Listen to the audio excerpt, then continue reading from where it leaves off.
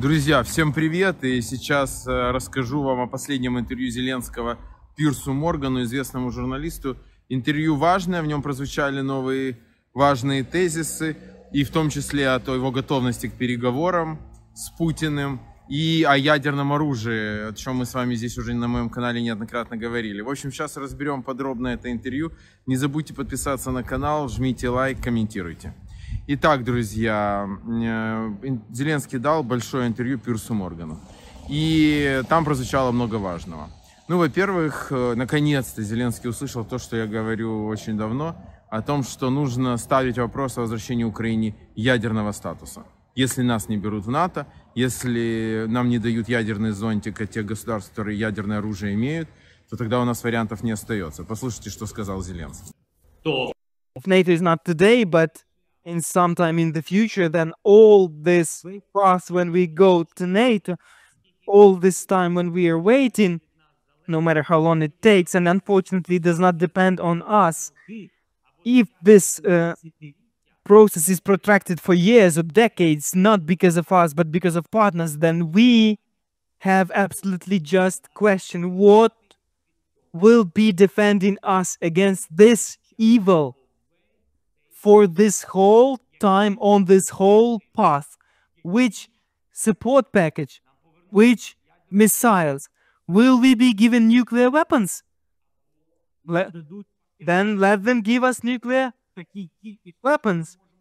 Will they give us the missiles in the quantities that we can stop Russia? And I'm not sure of that, but I think it would help. Otherwise, what missiles can stop Russia's nuclear missiles? That is a rhetoric question. So let's do it the following way. Give us back nuclear arms, give us missile systems. Partners, help us finance the 1 million army, move your contingent on the parts of our state where we want the stability of the situation, so that the people have tranquility. If we're speaking about this, okay, but here the question arises that I mentioned to you. If we are not in NATO, why is he on our soil? If we're not in NATO, and America says that we are not ready to take Ukraine to NATO, then Putin must fully retreat from our territory. That is logical. Then we will speak about everything else.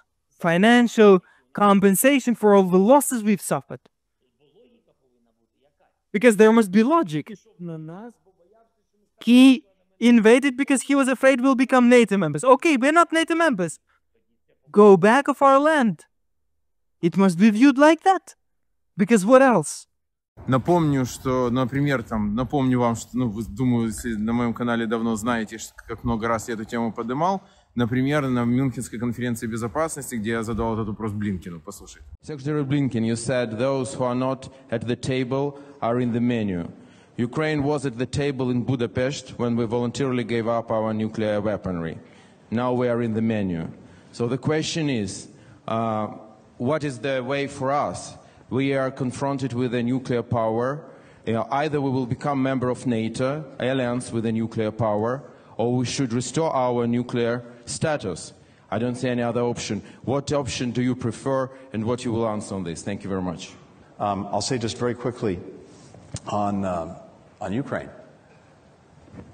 I think you've heard throughout this conference, including by the fact that we have an extraordinary delegation from the United States Congress here, Republicans, Democrats, Senate, House, that there is enduring support for Ukraine, and that's not just from the United States. It's from country after country in Europe and well beyond, for a whole variety of reasons, starting, of course, with the aggression that the Ukrainians have suffered, but also because that aggression has gone to the very principles at the heart of the international system that each of us has a stake in preserving, and that's not going away. So there's a tremendous determination on the part of dozens of countries to do two things. First, to make sure that Ukraine has what it needs to deal in the immediate with the ongoing Russian aggression. But second, to put Ukraine on a path where increasingly, in the months and years to come, it's able to stand strongly on its own 2 feet, militarily, economically, and democratically. That is the strongest possible rebuke to Putin. It's the strongest possible rebuke to all those who would seek to undermine Ukraine. And I'll just conclude with this.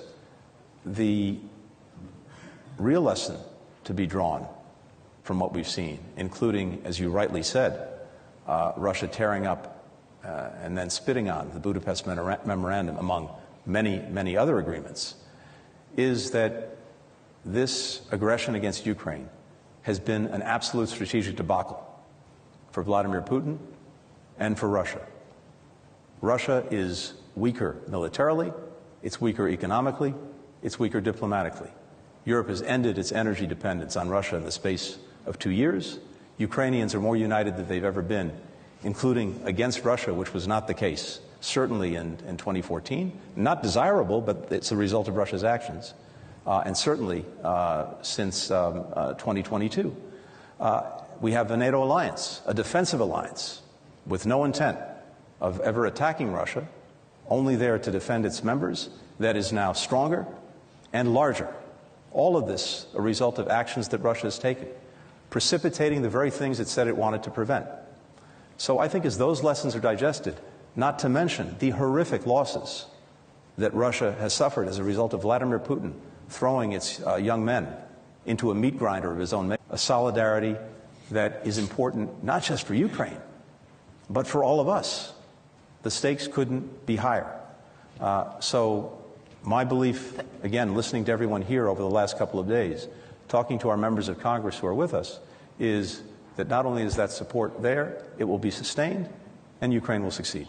Ну и вот, наконец-то, уже Зеленский начал тоже эту тему развивать. Эта тема в любом случае для нас правильная, потому что, во-первых, это так и есть. Во-вторых, она напоминает о том, что мы отдали ядерное оружие о Будапештском меморандуме, о том, что поддержка Украины — это не благотворительность, а обязательство, которое брала на себя Великобритания и Соединенные Штаты Америки, что главное.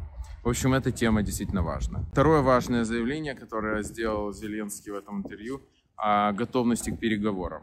Это странное решение, где он сам себе запрещал вести переговоры. Ну, в общем, понятно, что оно так. Я тогда говорил, я его не понимаю. Не, знаете, это в погоне каким-то пиар-угаром странные решения принимали, которым, кстати, активно пользовалась Россия против нас, чтобы типа показать, что это Украина не хочет мира. Так, все, совсем по-другому. В общем, говорит он уже о том, что к переговорам с Путиным готов. It's very complicated and it's difficult to resolve, but he definitely wants peace.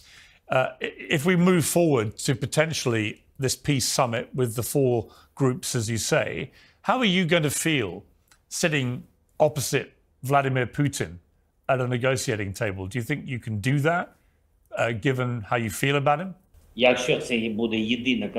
If that is the only setup in which we can bring peace to the citizens of Ukraine and not lose people, definitely we will go for this setup, for the meeting with these four participants.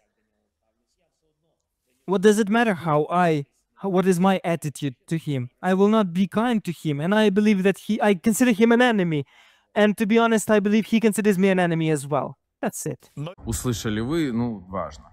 Важная история про легитимность, как он объясняет, что он легитимный президент, и это действительно важный тезис. Зеленский легитимный президент Украины.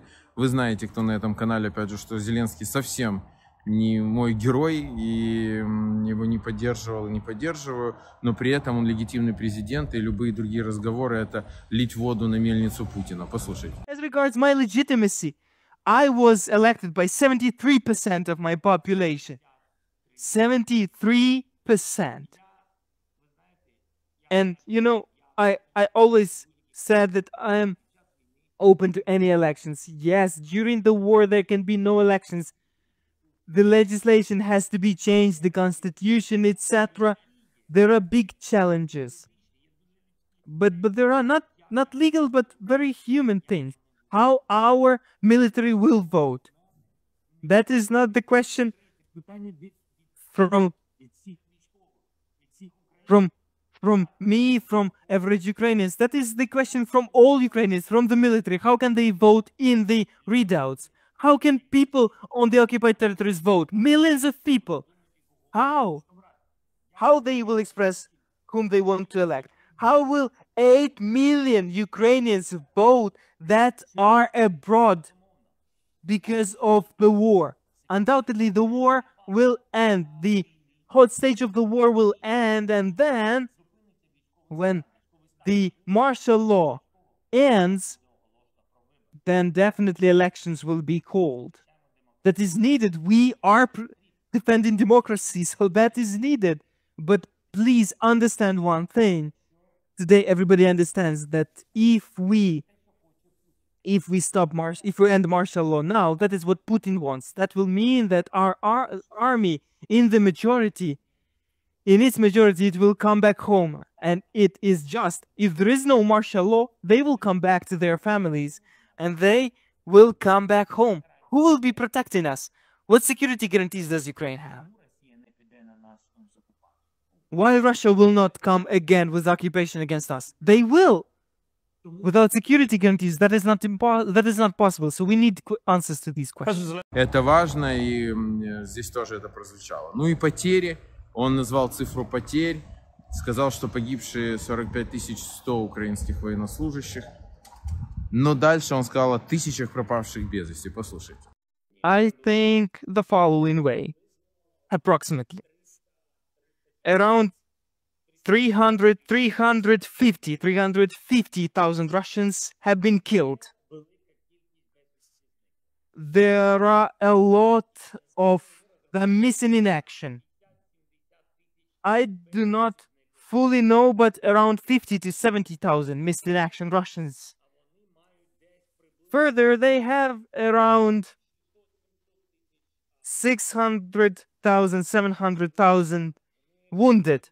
Approximately. The ratio is 1 to 2 dead wounded, because their field medicine is weaker than ours, and they do not bring people who are wounded back. If a person is wounded on the battlefield, it stays there. So the estimates are approximately like that, but they are very clear to reality. As regards our people, the exact numbers are very important for us. 45,100 people are dead, and we have around 390,000 cases of people being wounded. Here, let me be precise. The number of people wounded is bigger than the number of wounded people, actually, because there are people who've been wounded and then they came back to the battlefield and have been wounded again. So the numbers of wounded is 390,000. That is the situation, but the number of people is less.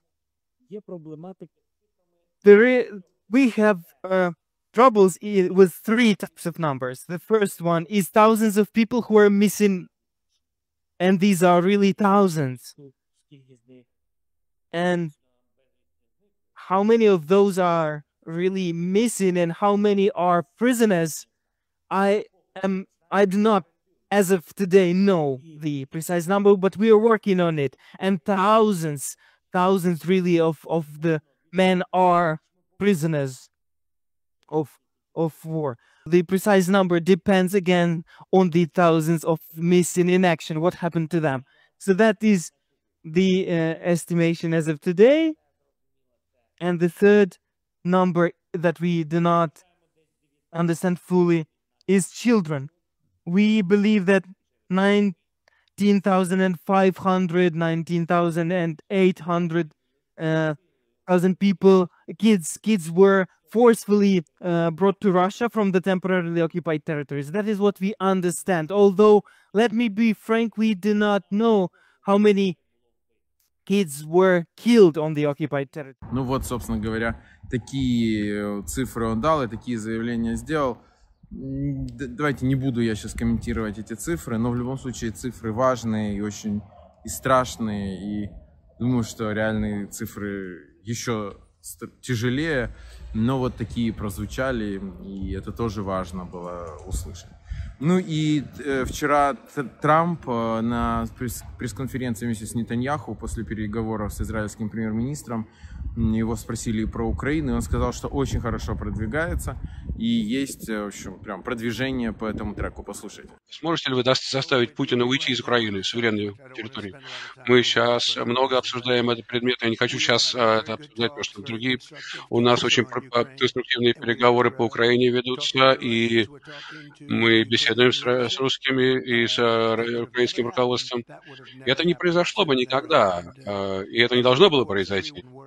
И там разрушения, сравнимые с Газой, тем, что происходит в Газе. Я хочу, чтобы это прекратилось. По одной простой причине. Потому что я не хочу, чтобы молодых людей убивали и с обеих сторон. У нас очень хорошие переговоры идут, и я надеюсь, и я уверен, что вскоре ситуация коренным образом изменится. Потому что, нельзя допустить, чтобы это продолжалось. Из своих источников могу вам подтвердить. Действительно активно идет, продвигается обсуждение этих вопросов и наработка дорожной карты возможного завершения войны в контактах между США и Россией. Ну и США запрашивают информацию и консультируются с украинской стороной. Этот процесс действительно идет, посмотрим, какие будут результаты. Важный такой будет момент 12 февраля. Кстати, первым об этом сообщил в своем телеграм-канале, поэтому, кто еще не подписан, подпишитесь прямо сейчас, не забудьте. Я сообщил о том, что 12 февраля пройдет встреча министров иностранных дел Великобритания, Франция, Германия, Испания, Италия, Польша, Евросоюз в Париже, и Украина, и Марко Рубио, госсекретарь США. Так что это, безусловно, будет встреча важная и в этом смысле показательная. Ну, вот такие, друзья, новости вам из заснеженного Киева. Держим строй!